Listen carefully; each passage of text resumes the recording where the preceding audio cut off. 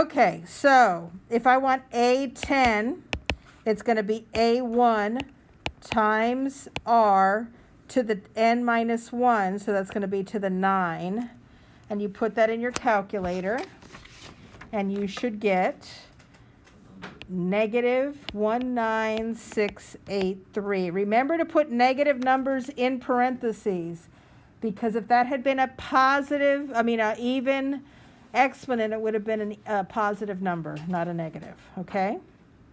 So here we find A1 by going backwards. If A2 is negative 9, you divide by negative 3 to get to A1. So we find A1 is 3, negative 9 divided by negative 3.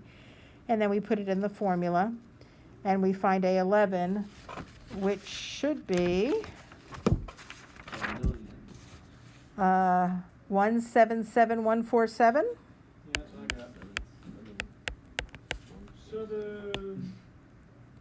Okay, so they give you A5, and if they give you A5, we know that 243 equals A1, which I don't know, times R, which I do know, and since that was A5, this would be to the 4. This is number 18, right? Number 18.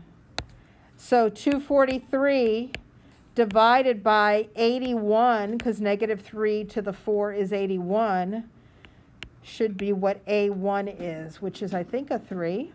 1 is 3, then we have A11 is 3 times negative 3 to the 10. So 177147. Don't know why they can't be more imaginative on these problems, but they're not.